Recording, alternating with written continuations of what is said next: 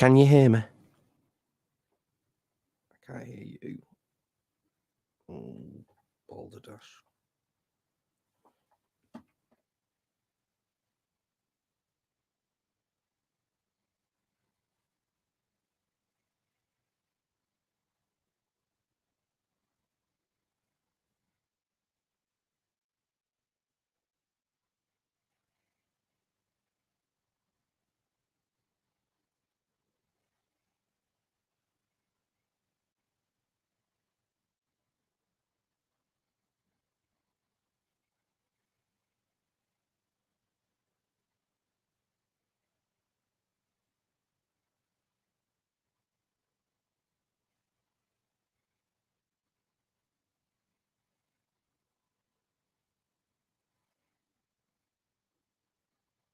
Hello, can you hear me?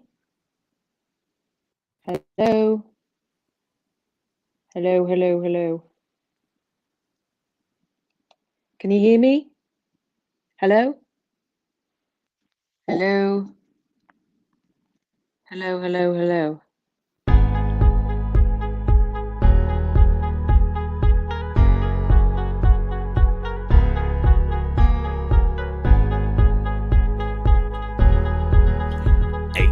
Seconds, 17, 15, 14.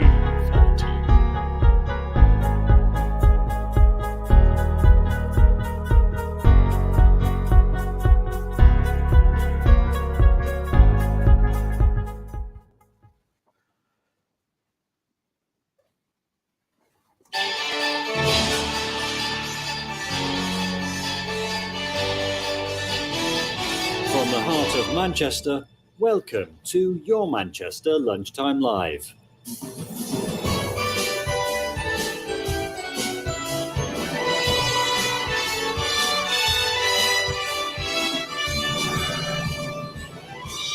Well, a very good afternoon to each and every one of you joining me, Miss Belinda Scandal, for this episode of Lunchtime Live. And boy, oh boy, oh boy, oh boy, and perhaps in Welsh, boy, oh, where have we got a fabulous show lined up for you? Yes, we are joined by legend, and I mean this not lightly.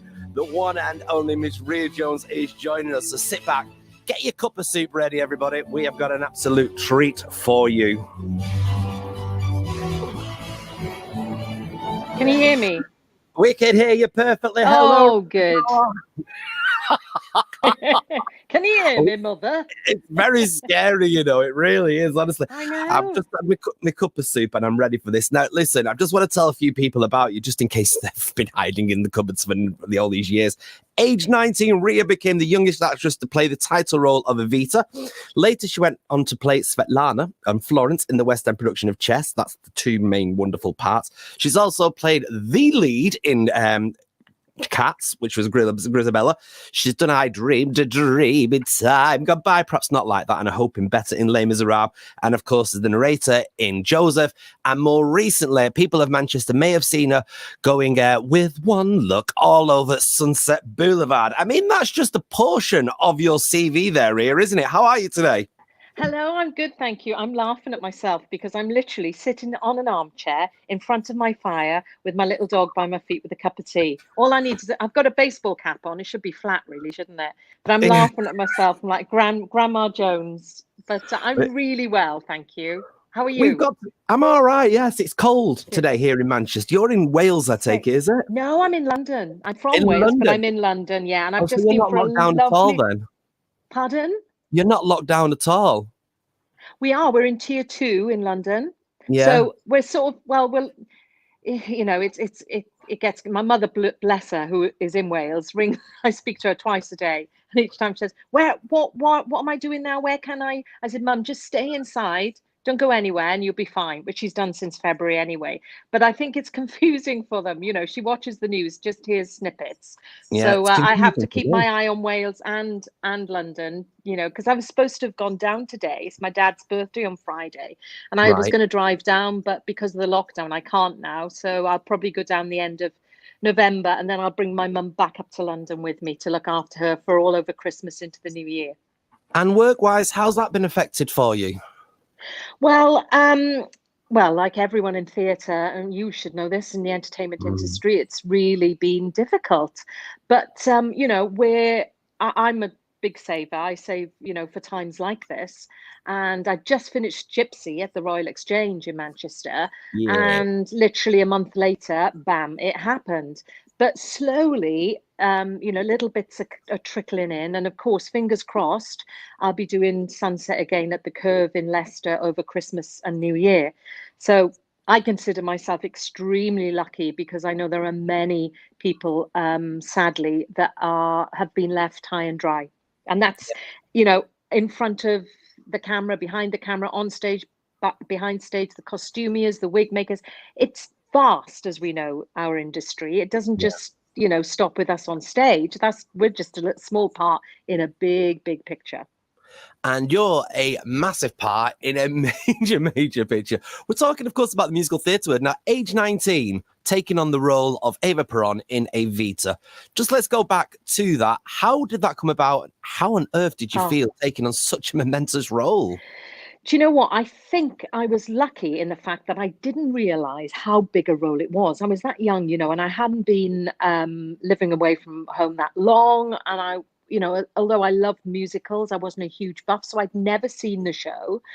Of course, I knew the song "Don't Cry for Me, Argentina," but I think it was a plus for me that I hadn't seen how big the role was before I started rehearsals. Because it's not But for the when you faint heart, that role at all, is it? no, but I think when you're that age, you know, it was just right, head down, do the best I can. I was 18 when I actually auditioned for Hal Prince. And it was so funny in my audition when he offered it to me there and then, on my recall, he said, I just said to Bob Swash, who was the producer, where have you been? Where's this girl been the last few years? And then I realized your age, probably still in school, you know, and that was it. And he sort of definitely, what an amazing, wonderful, I mean, genius to give me my first break was Hal Prince. How lucky am I? You I know, know. and I never really sat down and thought it would be my career, it would be a profession. I got started to get paid for singing when I was doing summer season in Porthcawl in Wales, and got paid for singing, and thought, well, if I can earn money singing, how fab Summer would that season be? at Porthcawl, what? In like a holiday park Porthcawl scenario? Pavilion. It's Porthcawl Pavilion. It's a lovely little theatre where I did my very Wow. first professional panto when I was 15. And it was there that I was spotted by an agent who had come down to see a client in the show from London, and asked my mum and dad if he could represent me, if he could manage me. So we went up to London, signed the contract, and he was the one that got me an audition for Joseph, for the narrator for Bill Kenwright's tour when I was 16, and I got the role. And I went on the road and I was 16, turned 17, got my full equity card by doing that. And then from there, I went on to, you know, Evita and everything. And that was been doing this now 37 years. So It's kind of like the yeah. fairy tale and ultimate story for anybody wanting to get into musical theatre, your story, isn't it? Because you Well, have I think continued success. I think anybody that wants to enter it that doesn't have a money behind them in a way, because my Mhm. parents didn't have a lot of money, so I couldn't go to a drama school. And back in Wales then, I don't even think there was a musical theatre course, which there is now, a fantastic one at the Welsh College of Music and Drama. But back then you had to go to London if you wanted to go to any musical theatre college and take a course, and my parents couldn't afford that. So I suppose I just chose the experience way, and it just sort of led me. It led me. The opportunities came along. I took them.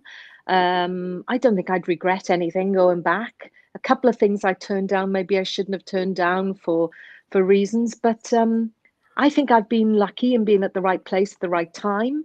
Um, but I just feel, yeah, I think for working class kids that come from all over the UK, I think my story might be a good one for them to aspire to. It's not always about, you know, money and drama school, and of course training's wonderful, don't get me wrong. And you know, if my parents had money, that's probably the path I'd have taken, but I didn't, so I went the other way. There you go. And Yeah. of course, you've got so many legends from the musicals that have believed in you. You talk to us about Hal Prince. Andrew Lloyd Webber, of course, released his autobiography not long ago and wanted you to be part of his wonderful concert tour that he did. Yes, yeah, he did. We did a workshop called Unmasked, and it was basically celebrating Andrew's career. And he's been the huge part of my career. I've done nearly all his shows. There's only a handful that I haven't done. You know, I always joke I've got a lot to thank him for: my house, my shoes, my car, because he literally his musicals have paved my career really. And of course, Norma Desmond being a huge part of it. Right at the beginning, when I was 24, when he asked me to do the original workshop, when he first showed it to friends and colleagues and producers. And then, of course, fast forward, most people know the story of the Glen Close Coliseum uh, version, and then it's sort of come full circle. So he's, you know, from Joseph to Evita to Cats to Sunset, I've done, you know, he's really been a major part of my career. So I've a lot to thank him for. And then, And of to course, sorry, go on, go on. sorry. Go on after you. No, go on. No, it was just a lovely way to celebrate with him and his career doing that the show Unmasked. Yeah. And then I was going to say, on the flip side of the coin, you've played Mrs. Overall in Ain't Got Antiques. Do you know what? Listen, my first I know my first love is comedy. Although Yeah. I've always had the big roles of the big belty ballads and everything. I love comedy. I grew up watching Julie Walters, Victoria Wood, you know, all the old greats, Les Dawson, Dick Emery, I grew up in that era, and I love to make people laugh. And to get the chance to play that iconic role first, since after Julie Walters, which Yeah. were biggest shoes to step into, and I'm such a Mhm. fan. It was a dream job, but terrifying at the same time. Luckily, Victoria and I got on really well, and we became close friends, and she's very loyal to her friends. She terrified me, but I was absolutely in love with her as well at the same time. She was a genius, and I would love to play Mrs. Overall again.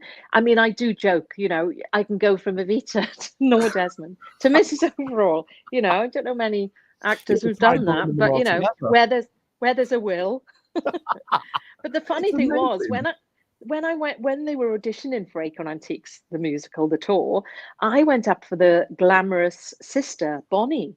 And I thought I looked pretty glamorous in my audition. So when I was recalled for Mrs. Overall, I thought, oh well, maybe I wasn't looking so good that day. But apparently Vic said I reminded her certain my personality reminded her a lot of Julie. And a lovely story of Vic in the audition.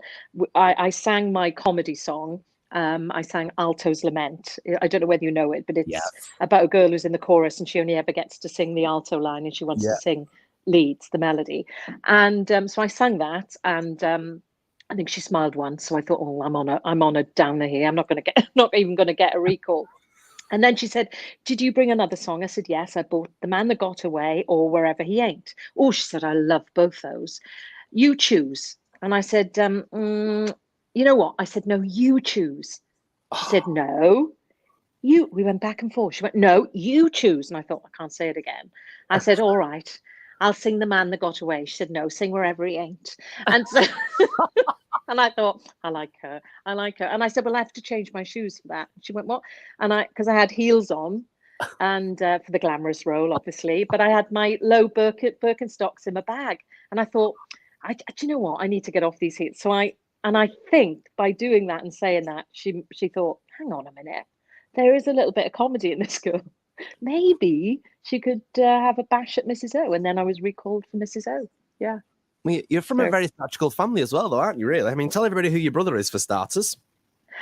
Well, my brother is female impersonator Kerry Dupree. Yes. And I grew up with a brother with better legs than me. No wonder I've got a complex. Do you know what I mean? It's like I got the rugby playing legs and he's got the showgirl legs. So, and when we were little, we swapped dolls, basically. I had Action Man and he had Barbie doll. But, and it Quite came back in fantastic. He cut up my mum's fur rug once for a stove.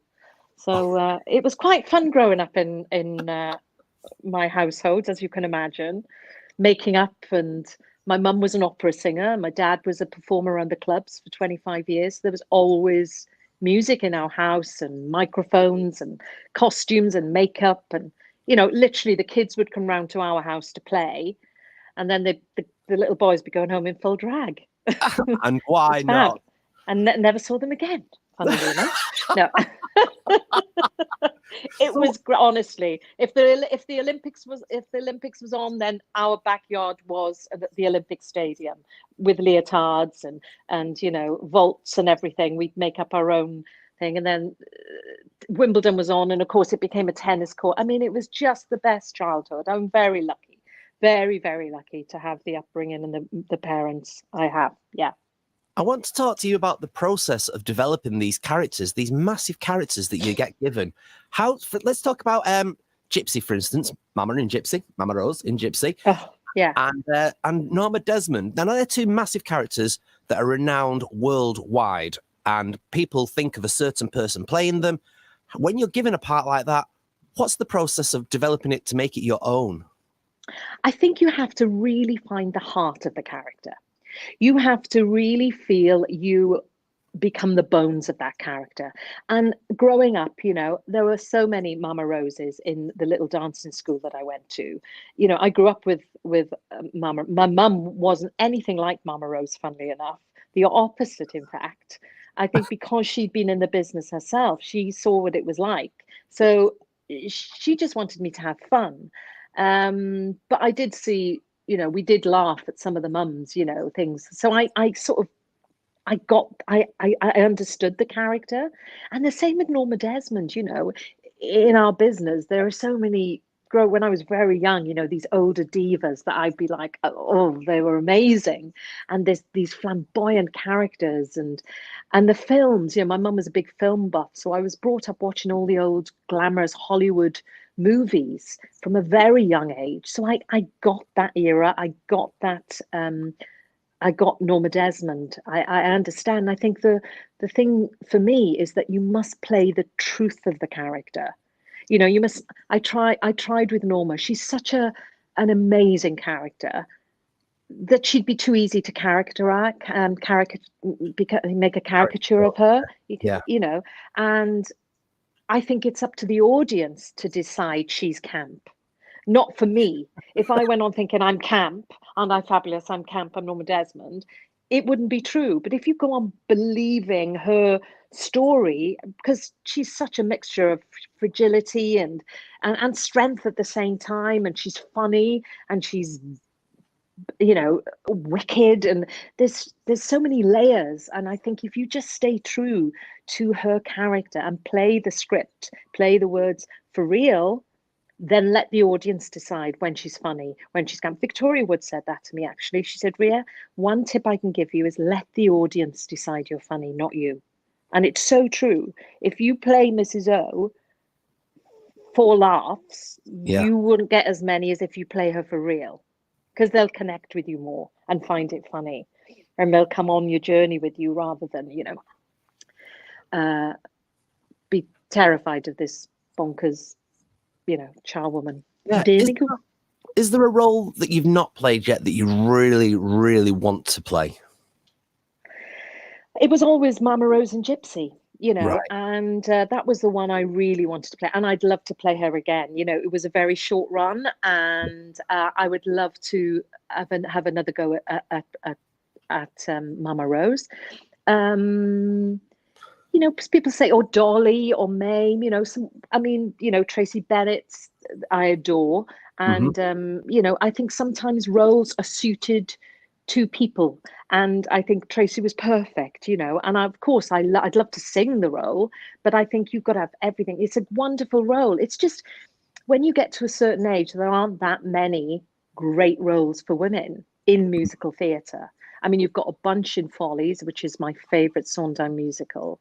And there's some fantastic roles in that show. And the ones that Norma and Mama Rose and that I've been very lucky to have done.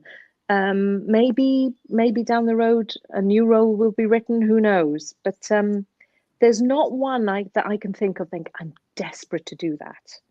And I think all your roles together and give you a nice show with all of them together. Well, funnily enough, that would be great, because you can then pick and choose the songs, and it would be lovely actually to do a show connecting them all. Yeah. Oh, you've given me an idea there. It would be nice because, yeah, to go from Evita to Mrs. Overall would be quite funny. There you go. I But mean, yeah, there you go. what if it started off as you were a Mrs. Overall that developed into this drama wonderful lady such as Mama Rose, and then had a wonderful career which ended just like Norma Desmond's. There you are. I've written it for you. There you go. Copyright. You've written it for Thank me. you. Copyright. You heard it here first. What's next for you, Ria? Sunset Boulevard at Leicester Cove. Hey. Fingers crossed. You know, it's all very, as we know, everything's fragile at the moment. But fingers crossed, it'll be a socially distanced, staged concert version. I believe it's in the round.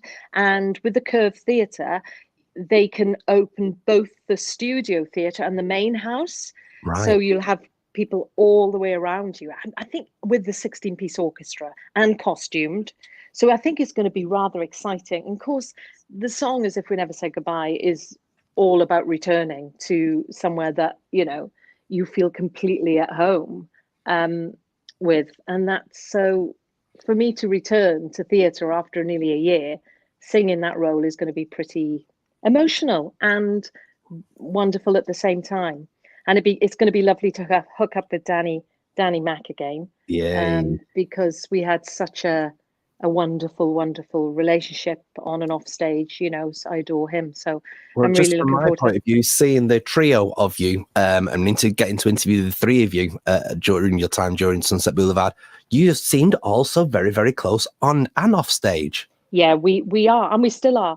And we can't quite believe it's happening. We're all so excited to be back together again, and then on one of our favorite shows. And we've all said it was a special time. I mean, Nikolai really, the company was just, it was perfect. We had the best time. So the first show for me to be doing since this all happened, it couldn't have been a better choice in such a great theatre with the best team. So yeah. Excellent. When's that due to run? It opens on December the 14th. Okay. Till January the 3rd. And fingers crossed, all still going ahead. Oh, fingers crossed. I hope so. They've worked really hard, and it's the safest. It's done in such a safe theatre. You know, they've really worked hard in making people feel completely safe. So yeah. Excellent. Well, I will definitely try and get myself down there if I'm allowed out of Manchester. We don't know what we're allowed. How is I was going to say, where is Manchester? Where are you now? Are you tier 3? Tier 3 at the moment, yes, which basically means we're allowed 32. This is all I keep going on about, so I'll have to say it again. We're allowed 32. No, tell me. 32 a funeral, but only 15 to a wedding. Why? You know, it goes on and it goes on. And you can all fly out of Manchester Airport, I presume, to New Zealand for 20 odd hours, but you can't go to each other's house. Yeah, you can't go to Wales. There you go. We can't do that. It's crazy. Isn't it crazy? You can sit next to somebody on a plane for 20 odd hours. Garden path. But you can't. Yeah. I think that's what people are finding hard. See. Yeah. But I've said that from word go, you know. I think it's up to the individual, isn't it? I think that's what everyone's doing now. What is safe for, you know, I know I'm being really safe because of my parents as well as myself and my friends and family. And I think it's up to us to just, you know, use our common sense, really. Well, we can't wait to have you back in Manchester. So do you know what? As you know, I love Manchester because that's where I did Evita. That's where I kicked off my career. It's my second home. I love the people. They're so friendly. And I just love it there so much. So I can't wait to be back either. Dressing room number 6 should have your name over it permanently, in my little opinion. Oh, really should. It's my lucky number. Is it? There you go. Yeah, it's my lucky number. Fate, isn't it? And everything. There you go. We have to wrap this up now because we are on everybody's lunchtime hour. But thank you so very, very much for your time and your company this afternoon. Always an absolute pleasure. Ria Jones there, everybody. Hi. I love that lady. Oh, Secret man crush from this little fat drag queen over here. She is an absolute legend.